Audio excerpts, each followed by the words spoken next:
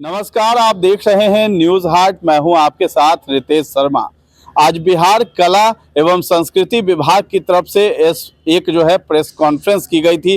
Press conference में ये बातें कही गई हैं कि बिहार में जो है कला को किस तरीके से बढ़ाया जाएगा, जिसके लिए 23 बिंदुओं में कला एवं संस्कृति विभाग के सचिव के द्वारा बातें रखी गई हैं, जिसमें गुरु शिष्य योजना है, कलाकारों के लिए पेंशन योजना है, बिहार में फिल्म सिटी का निर्माण उसको लेकर के विचार किया जा रहा है। साथ ही साथ जो मॉन्यूमेंट्स है बिहार के, उसको किस तरीके से संरक्षित रखा जाए, उस पर जो है सचिव के द्वारा जो है बताया गया प्रेस कॉन्फ्रेंस में। तो आप सुनिए क्या कुछ बिहार में बदलाव होने वाला है कला संस्कृति विभाग के द्वारा। सबसे पहले तो जाने वाले वर्ष की शुभकामनाएं और आने वाले वर्ष के लिए भी काफी शुभकामनाएं।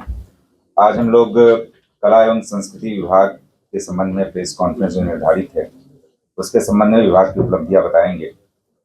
सबसे पहले मैं बताना चाहूंगा कि मुख्यमंत्री कलाकार पेंशन योजना एक काफी पहले से ये डिमांड थी और इसको हम लोगों ने इस बार लागू किया है।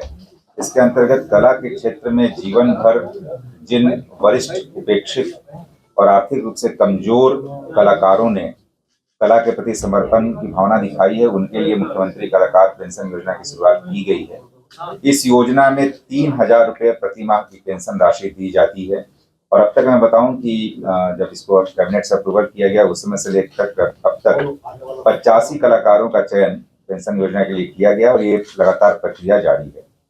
इसी प्रकार एक नई योजना और लागू की गई है, मुख्यमंत्री गुरु शिष्य परंपरा योजना। इसके अंतर्गत जो अनुभवी कलाकार हैं उनको गुरु बनाया जाएगा और जो युवा जो इच्छुक हैं उन कलाओं को सीखने के लिए वो शिष्य कहलाएंगे। और जो भी पारंपरिक कलाएं हैं, चाहे लोक कला हो, संगीत हो, नृत्य हो, वादन हो, जो कि सामान्यतः अब विलुप्त होती जा रही हैं, उन कलाओं को पुनर्जीवित करने की ये योजना है। और इसके अंतर्गत विभिन्न मंचों से हम लोग आवेदन प्राप्त कर रहे हैं और 233 आवेदन अब तक प्राप्त हुए हैं, जिनमें चयन की प्रक्रिया जारी है।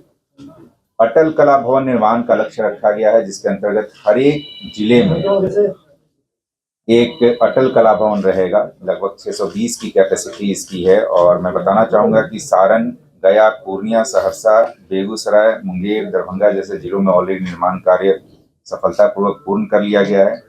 वहीं लखीसराय और बांका में भवनों का निर्माण प्रगति पर है और शेष नवादा, शेखपुरा, अरवल, बक्सर, कैमूर, सिवान और अररिया में कार्य प्रक्रियाधीन है। तो लगभग सभी जिलों में या तो कार्य प्रक्रियाधीन है या उसकी प्रक्रिया पूरी कर ली गई है। इसी प्रकार आप लोगों को भी ज्ञात होगा कि बिहार कला सम्मान हम लोग प्रत्येक वर्ष बिहार कला सम्मान देते हैं। इन कारणों से पिछले 3 वर्षों से बिहार कला सम्मान लोगों के बीच, कलाकारों के बीच वितरित नहीं किया जा पाया था। इस बार 3 वर्ष के लंबित बिहार कला सम्मान के अंतर्गत हम लोगों ने 52 कलाकारों को बिहार कला सम्मान पुरस्कार से सम्मानित किया है और इसके अंतर्गत 27 लाख रुपए की पुरस्कार राशि भी वितरित की गई है। कलाकारों की सुविधा के लिए और विभाग को भी बेहतर समन्वय हो सके, इसके लिए कलाकारों के पंजीकरण पोर्टल को लॉन्च किया गया है। कलाकारों के लिए पंजीकरण पोर्टल बनाया गया है, जिसके अंतर्गत कलाकार अपने संबंध में स्वयं हम लोगों के वेबसाइट पर आकर के रजिस्ट्रेशन कर सकते हैं। और अभी तक मैं बताऊं पूरे राज्य से 3800 से भी अधिक कलाकारों ने विभिन्न कला रूपों में पंजीकरण कराया है। इसका फायदा यह है कि हम लोगों को उनकी कला विधा के बारे में, उनके एज के बारे में, उनके लोकेशन के बारे में, उनकी अभिरुचि क्या है, किस क्षेत्र में वो प्रदर्शन करना चाहते हैं, ये सारी चीजें हम लोगों को ऑनलाइन जानकारी मिल पाती है। जैसा आप सभी जान रहे हैं कि बिहार फिल्म प्रोत्साहन नीति का प्रभावी क्रियान्वयन लगातार पिछले वर्ष से, जब से ये नई पॉलिसी आई है, लगातार कार्य किया जा रहा है और अब तक 37 से भी अधिक फिल्मों, वेब सीरीज और डॉक्यूमेंट्री परियोजनाओं को शूटिंग की अनुमति दी गई है और कई फिल्मों की शूटिंग भी लगातार आप देख पा रहे होंगे पटना और राज्य के विभिन्न जिलों में किया जा रहा है। इसी प्रकार फिल्म और नाट्य के क्षेत्र में जो बच्चे, मेधावी बच्चे बिहार से बाहर बड़े संस्थानों में पढ़ते हैं, चाहे वो फिल्म सत्यजीत राय फिल्म इंस्टीट्यूट हो या नेशनल स्कूल ड्रामा हो या इस तरह की और जो संस्थाएं हैं, वैसे बच्चों को छात्रवृत्ति देने की योजना हमारे यहाँ है, जिसके अंतर्गत 20 मेधावी छात्रों को करीब 13,53,000 रुपए की छात्रवृत्ति प्रदान की गई है। अंतर्राष्ट्रीय मंचों पर भी और राष्ट्रीय मंचों पर भी बिहार की सशक्त उपस्थिति दर्शाने का कार्य किया जा रहा है। जहां भी बड़े कार्यक्रम होते हैं वहां प्रयास किया जाता है कि बिहार की नीतियों का अच्छे तरीके से वहां प्रचार प्रसार किया जाए। इसी के क्रम में जो international film festival of India Goa में हर साल आयोजित होता है, उसमें वो 56वां अंतर्राष्ट्रीय फिल्म महोत्सव इस बार था। वहां भी बिहार की सक्रिय भागीदारी निभाई गई और बिहार के द्वारा अपनी योजना, अपनी पॉलिसी का काफी व्यापक प्रचार प्रसार किया गया। और इसका परिणाम यह है कि कई न सिर्फ देश बल्कि विदेश के भी निर्देशक निर्माताओं ने बिहार में आकर फिल्म शूटिंग करने की इच्छा जताई है, तो अभी प्राइमरी स्टेज पे है। बिहार फिल्म विकास एवं वित्त निगम लिमिटेड को मजबूत करने का प्रयास किया जा रहा है। उसकी जो पुरानी देनदारियां थी उनको समाप्त करने की भी प्रयास किया गया है और 38 पदों को स्वीकृत करा करके उसके नियुक्ति की प्रक्रिया प्रारंभ की गई है ताकि इस निगम को मजबूत किया जा सके। साथ ही साथ बिहार फिल्म एवं ड्रामा संस्थान की स्थापना करने की सैद्धांतिक स्वीकृति प्राप्त की गई है। अब आगे इस संस्थान की स्थापना हेतु मेमोरेंडम ऑफ एसोसिएशन, नियमावली एवं विनियमों का प्रारूप तैयार किया जा रहा है। तो आने वाले दिनों में हम लोग प्रयास करेंगे कि इस संस्थान की स्थापना मूर्त रूप में सही तरीके से हो सके। आपको ज्ञात होगा कुछ दिनों पहले हम लोगों ने आर्ट ऑफ लिविंग और विभाग के संयुक्त तत्वावधान में 1012 महिलाओं द्वारा झिझिया लोक नृत्य की सामूहिक प्रस्तुति का आयोजन किया गया, जो इंडिया बुक ऑफ रिकॉर्ड्स में भी दर्ज हुआ। तो ये सब कार्यक्रम ये हम लोग लगातार कर रहे हैं ताकि बिहार की जो संस्कृति है, विरासत है, उसका लगातार प्रचार प्रसार हो, लोगों के बीच इसकी जागरूकता जाए। प्रत्येक वर्ष राष्ट्रीय युवा महोत्सव मनाया जाता है और इस वर्ष हर एक जिले में हम लोगों ने जिला युवा महोत्सव मनवाया और राष्ट्रीय युवा महोत्सव के लिए भी टीम हमारी रेडी है। अभी जो राज्य स्तर का जिला महोत्सव, जिला युवा महोत्सव हुआ वह मधुबनी जिले में हुआ, जिसमें 1200 से भी अधिक प्रतिभागियों ने, कलाकारों ने भाग लिया और उनमें से फिर करीब 23 कलाकारों को 5 विधाओं में सेलेक्ट किया गया है। इसी प्रकार 10 ट्रैक युवा अन्य जो कार्यक्रम है माई भारत पोर्टल के द्वारा, उसमें ऐसे competition, leadership assessment round, quiz, इन सब कार्यक्रमों में भी करीब 45 लोगों को, युवाओं को चयनित किया गया। ये सभी युवा जाकर के पार्टिसिपेट करेंगे नई दिल्ली में, जो 12 जनवरी को होता है।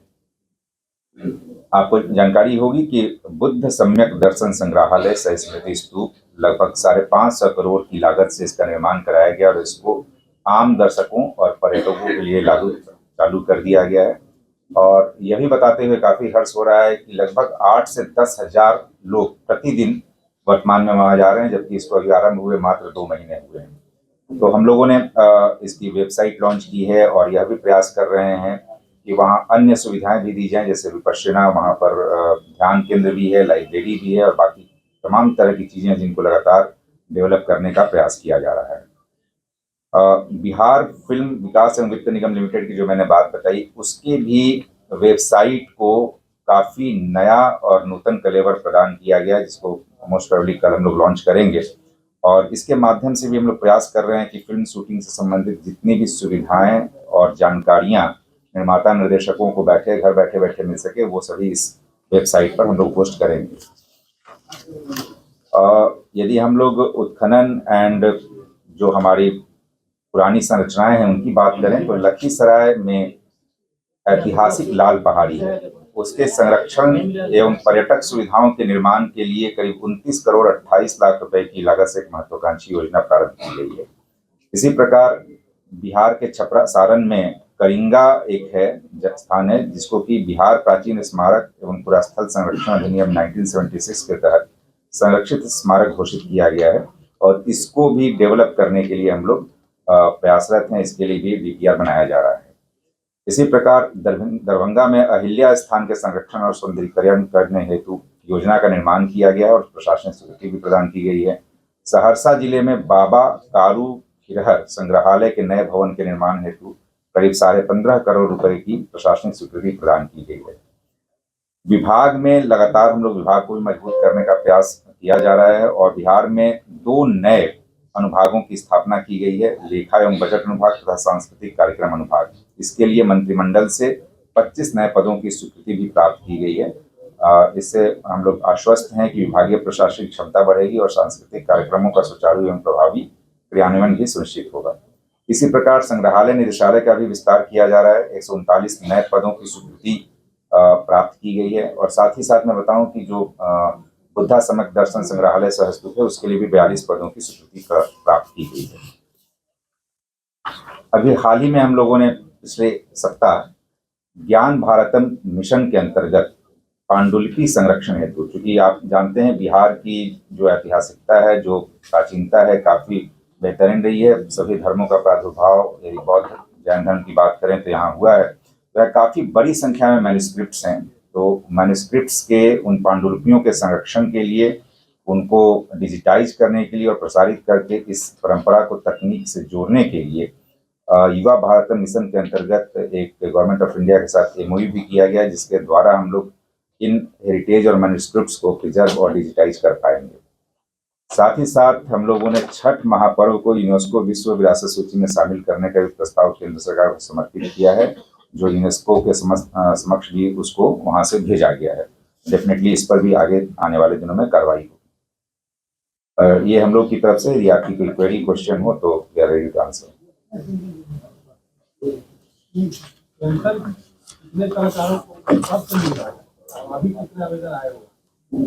पेंशन की योजना अभी जस्ट अगस्त के आसपास ये सैंक्शन हुआ था। ये नई स्कीम है जो कि इसी वर्ष में हम लोगों ने इस स्कीम को लॉन्च किया है। उस स्कीम के पश्चात इसका विज्ञापन हम लोगों ने दिया और उस व्यक्ति को रजिस्ट्रेशन पोर्टल के अंतर्गत, जो हमने एक रजिस्ट्रेशन पोर्टल की बात की, उसमें भी रजिस्टर्ड होना है। तो अब तक कई कलाकारों का आवेदन प्राप्त है। डिफरेंट जिलों में उसके लिए कमेटी बनी हुई है डिस्ट्रिक्ट मजिस्ट्रेट की अध्यक्षता में। तो जैसे जैसे जिस डिस्ट्रिक्ट का आता जा रहा है, हम लोग यहाँ मीटिंग करके वहाँ से डीएम के यहाँ से जिलाधिकारी की अध्यक्षता में कमेटी है, वहाँ से जिले से यहाँ आता है और यहाँ फिर हम लोगों की कमेटी है जो सैंक्शन करती है। तो करीब 8-10 जिले का आया था, जिसको हम लोगों ने 85 कलाकारों का चयन अभी कर लिया है और रेस्ट ये प्रोसेस में लगातार है। जैसे जैसे जिलों का आएगा और यहाँ पैरेलली मीटिंग होती जाती है, उन लोगों को हम लोग करते रहते हैं। इन लोगों को ऑनलाइन पेमेंट भी आने वाले वीक में हम लोग कराएंगे, जिसमें आप लोग को हम लोग आमंत्रित करेंगे। को दिया जा रहा है, ये हम लोग दिलवा देते हैं, ये हम लोग अजय को दे देंगे, आप लोग को शेयर कर देंगे। सर एक बात पूछना, ये कला पुरस्कार इस बार वितरण हुआ है जी, उसमें दिल्ली के कलाकार, रेपुटेड कलाकार हैं विश्वमान भट्ट के शिष्य, तो बिहार के एकमात्र उनके ऐसे शिष्य हैं जो एक कलाकार हैं, उन्होंने भी अप्लाई किया था। उनका कहना है कि ये कला संस्कृति विभाग से जरूर पूछा जाए कि 3 वर्षों का तो कला पुरस्कार वितरण किया गया, किंतु 2020-21 और 21-22 का कला पुरस्कार वितरण क्यों नहीं हुआ और उसका क्या भविष्य है। उसमें जो आवेदन मेरे जैसे कलाकार लोग किए थे, जो राष्ट्रीय स्तर पर अपनी कुछ बात उपलब्धि रखते हैं, वो इससे आहत हुए हैं। इस संदर्भ में कुछ जानना चाहेंगे सर आपसे। ठीक। और देखिए, इसमें उस समय उस तरह के आवेदन नहीं लिए गए थे। आप जान रहे हैं कि उस समय कोविड का पीरियड था, तो आवेदन नहीं लिए गए थे। जो पिछले वर्षों में जितने भी लंबित वर्ष रहे हैं, उन सभी वर्षों को हम लोगों ने एक साथ करने का प्रयास किया है और एक बार उस चीज को भी हम लोग रिव्यू कर लेंगे। यदि पॉसिबिलिटी होगी तो उसको भी करने का प्रयास करेंगे, लेकिन एटलीस्ट जितने भी पहले के 3 साल के लंबित चले आ रहे थे उसको हम लोगों ने क्लियर कर दिया और फिर अब नया साल हमारे पास आ रहा है, तो नए साल से फिर हम शुरुआत करेंगे। और जो भी आवेदन, क्योंकि कलाकार और कला एक ऐसी चीज है जिसको कि बहुत ज्यादा ऑब्जेक्टिविटी नहीं है, सब्जेक्टिव उसका इवैल्यूएशन होता है। तो निश्चित रूप से कई बार ऐसी भी स्थितियां होंगी कि आपको लगेगा कि यह नहीं, यह होना चाहिए, लेकिन पूरी पारदर्शिता के साथ कलाकारों का चयन कला पुरस्कार के लिए किया गया और किया जाता रहेगा। और जो 20, 21, 22 की बात है, मोस्टली वो कोविड पीरियड के चलते हुआ, तथापि उसको विभाग उसको देख रहा है, यदि पॉसिबल होगा तो उसको भी कराने का प्रयास करेंगे। सर संगीत अकादमी के बारे में मेरा एक सवाल है कि भारत में सर्वाधिक समृद्ध सांस्कृतिक परंपरा शास्त्रीय संगीत से लेकर के और लोकगीत की रही है, क्योंकि लोकगीत में तो यहाँ 5 भाषाओं की समृद्ध लोक परंपरा है और शास्त्रीय संगीत में आपको मालूम होगा तो 4 भारत के भूगोल घरानों में 3 बिहार में है और 8 ख्याल गायकी के यहाँ घराने हैं, कई लोक नाट्य के विधाएं हैं। बावजूद इसके बिहार जैसे राज्य में संगीत नाटक अकादमी का अस्तित्व में नहीं रहना और लोक कला, बिहार की जो कला है, दृश्य कला में आपका मुद्रा पेंटिंग, मंजूषा पेंटिंग, टिकुली आर्ट, बांस की कला से लेकर बहुत सारे शिल्प है। इसके बावजूद इसके बहुत सारे कलाकार भी पद्मश्री हुए हैं, देश विदेश में नाम कर रहे हैं। बावजूद सवाल ये है कि कला अकादमी, बिहार कला अकादमी भी निष्क्रिय है, अस्तित्व में नहीं है। क्यों नहीं है? ये दोनों एकेडमी के निष्क्रिय होने का क्या मतलब है? इस प्रेस कॉन्फ्रेंस वाला पत्रक में भी उसका कोई जिक्र नहीं है। एक तो गुरु शिष्य परंपरा दिखाई दे रही है, दूसरी तरफ भारत की जो एकमात्र एक छत के नीचे शास्त्रीय नृत्य की परंपरा वाली भारतीय नृत्य कला मंदिर थी, आज वहां की स्थिति आप देखिए किस हाल में है।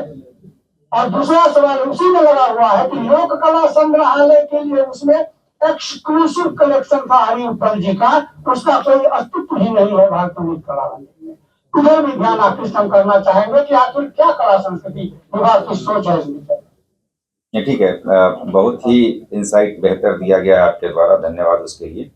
आपने जैसा बताया बिहार की सांस्कृतिक धरोहर विरासत काफ़ी बेहतरीन रही है, और जो हमारी संस्थाएं हैं, 3 संस्थाएं, बेसिकली 4 संस्थाओं के माध्यम से हम इन्हें संरक्षित करने का प्रयास कर रहे हैं। एक तो ललित कला अकादमी हो गया, भारतीय नृत्य कला मंदिर हो गया, फिर संगीत नाटक अकादमी है, और मिथिला चित्रकला संस्थान मधुबनी में है।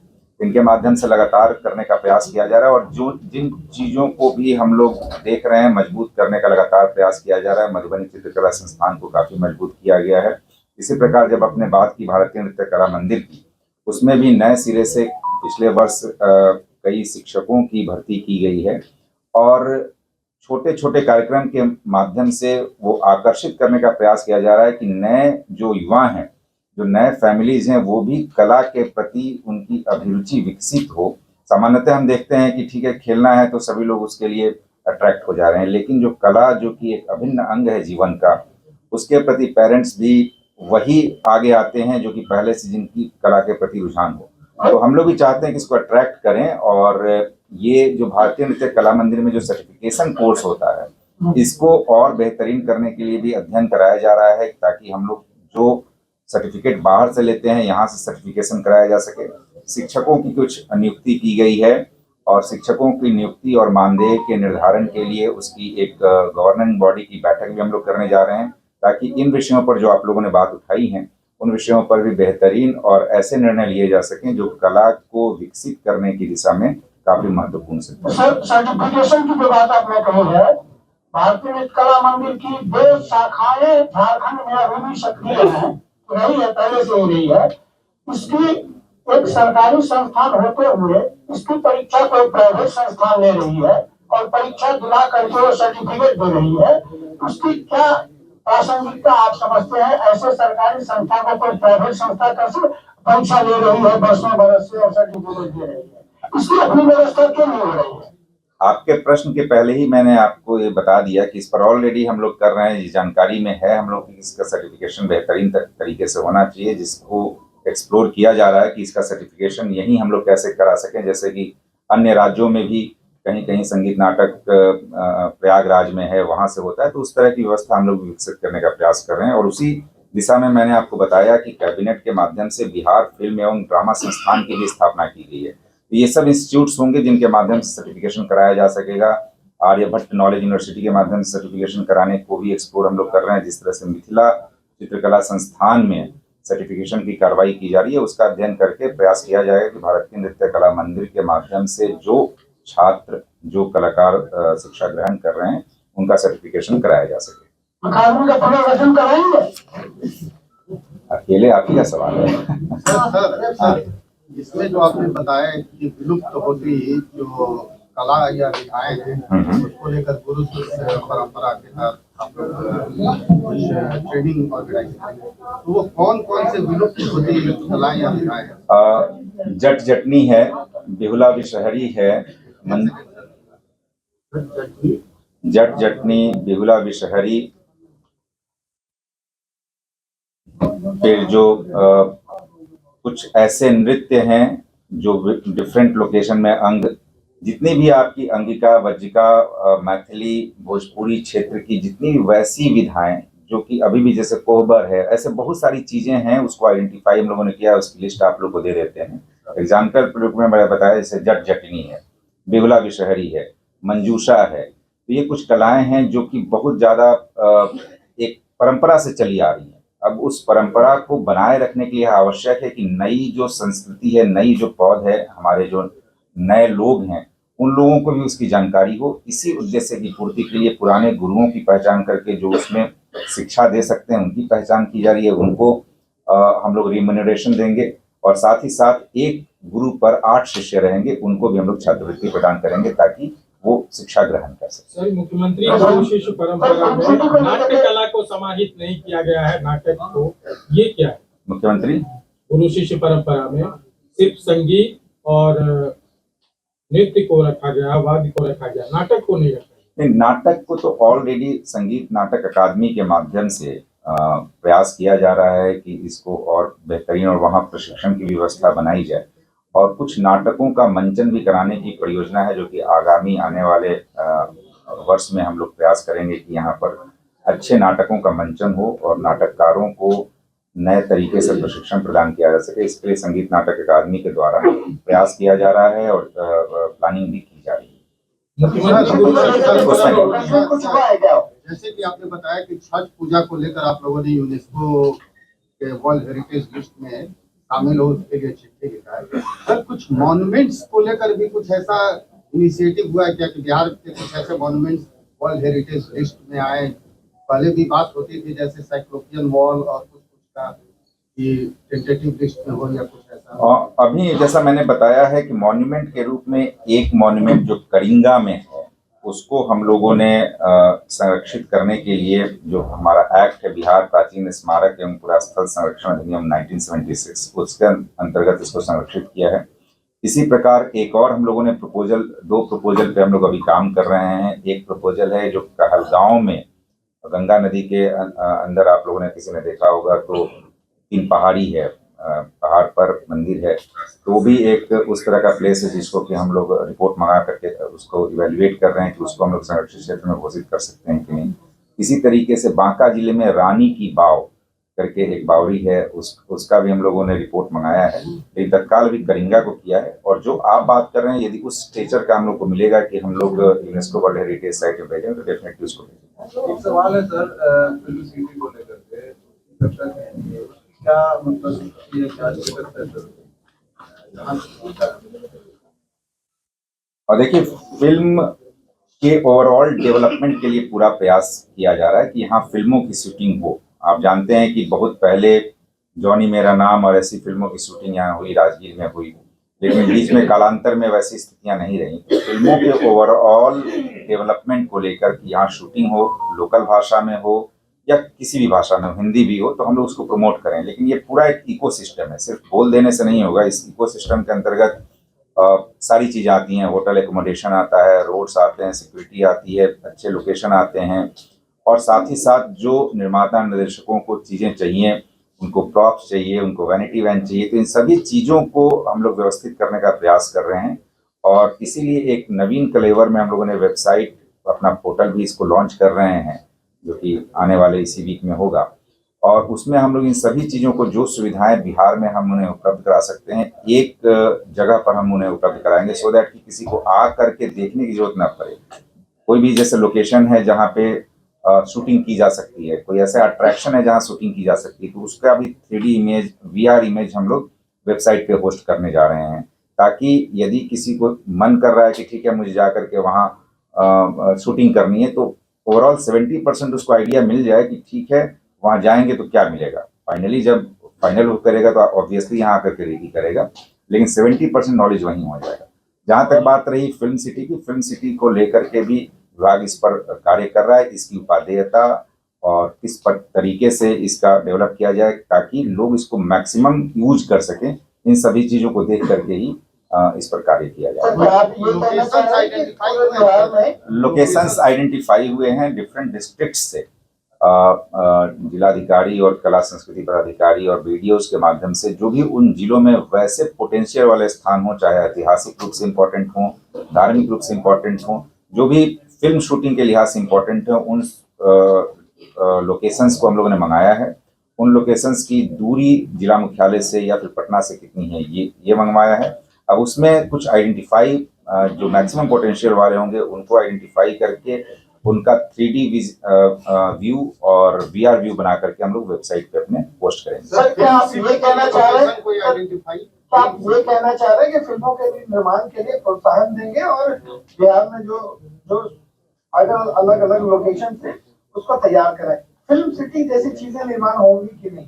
फिल्म सिटी जैसी कोई चीजें, कुछ बहुत लोग बड़े बड़े कलाकार आ रहे हैं, सरकार से मिल रहे हैं, मुख्यमंत्री से भी मिल रहे हैं, वो कॉन्सेप्ट आएगा? बिल्कुल, क्यों नहीं आ सकता है।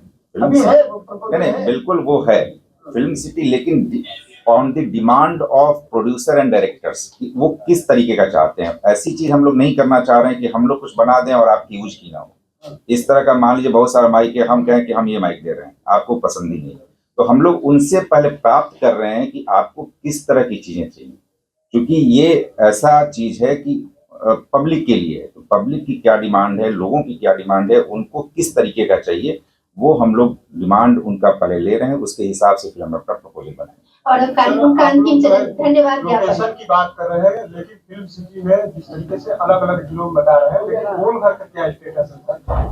गोलघर को लेकर गोलघर एक हमारी ऐतिहासिक धरोहर है और इस धरोहर को ऑलरेडी जो हमारा एक्ट है उसके अंतर्गत हम लोगों ने संरक्षित घोषित किया हुआ है। इसके व्यापक तरीके से डेवलपमेंट के लिए प्लान एक बना दिया गया है। प्लान बना करके इसकी स्वीकृति कराने की प्रक्रिया जारी है। जैसे स्वीकृत होगा, इसको गोलघर और मॉरिसन भवन दोनों को मिला करके एक बेहतर संरचना वहां विकसित की जा रही है। मैं आपसे मीडिया बंधुओं से